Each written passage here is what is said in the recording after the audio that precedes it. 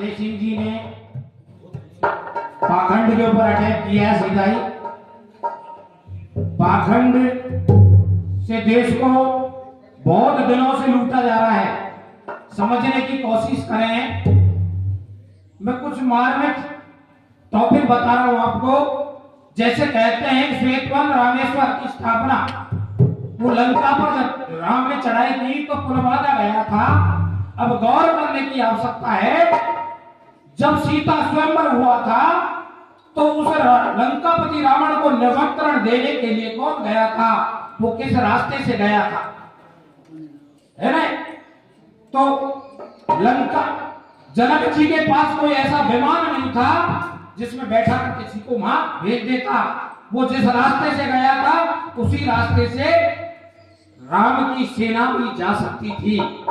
हनुमान जी अपना आकार बढ़ा सकता था, बढ़ाता था, और 100 योजन तक का आकार का विस्तार है उसका, यानी 400 कोस किलोमीटर 1200, जबकि भारत और श्रीलंका के मध्य 55 किलोमीटर की दूरी है बात।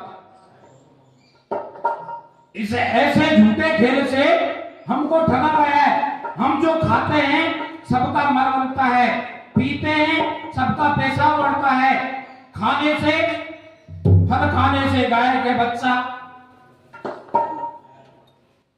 हनुमान का अंश खाने से मकड़ी के मकर ध्वज, पाराशर का अंश खाने से मछोदरी मछली कैसे, नजर से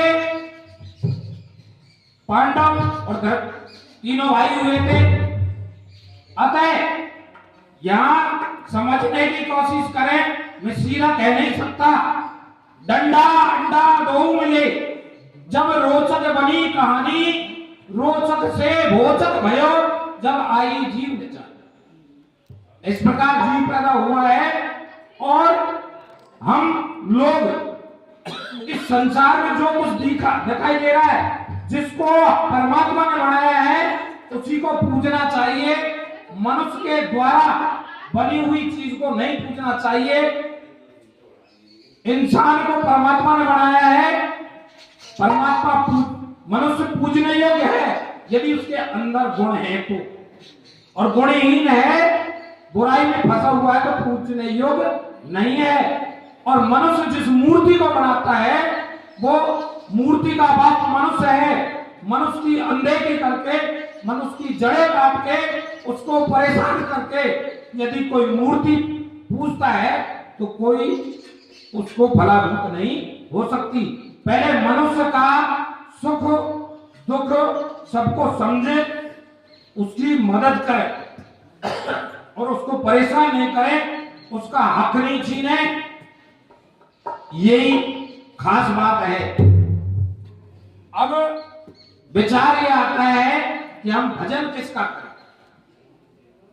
तो संसार का कोई धर्म ये नहीं कहता दो परमात्मा है। हमें परमात्मा के गुण हैं। परमात्मा है सर्वज्ञ, सब कुछ जानने वाला, घट घट की बात जानने वाला, और जिनको हमारे धर्म ग्रंथों में परमात्मा का स्वरूप दिया है। भगवान राम को ये क्यों नहीं पता कि रावण की नाभि में अमृत है? वो सर्वज्ञ है, सब कुछ जानने वाला है, तो उस नाभि में अमृत कुंडी का क्यों नहीं पता चला? क्षमा करना किसी को, क्यों जो जागृत नहीं है वो जरा ये सोचेगा कि गलत बोल रहा है। परमात्मा सर्वज्ञ है तो उसको यह क्यों नहीं पता इन 7 पेड़ों के नीचे बाली का काल छुपा हुआ है। परमात्मा जग का पालनहार है तो वो सबका पालन करता है, तो भगवान राम ने अपने सगे पुत्रों का पालन क्यों नहीं किया?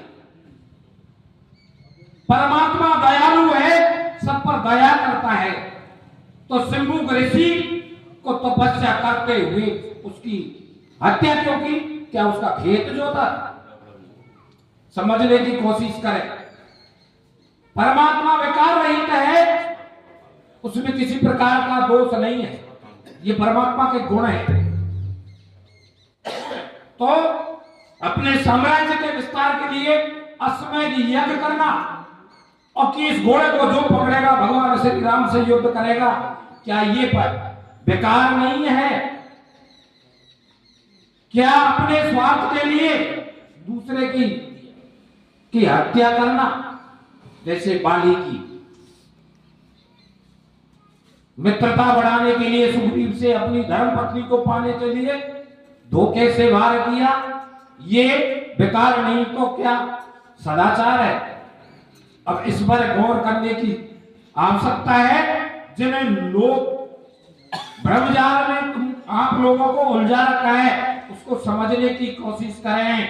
परमात्मा, परम आत्मा, श्रेष्ठतम आत्मा, जिस व्यक्ति ने अपने आत्मा को जागृत कर लिया, जैसे महात्मा बुद्ध और महावीर स्वामी ने अपनी आत्मा को स्वयं सिद्ध किया, और स्वयं सिद्ध करने के बाद वो भगवान कहलाए।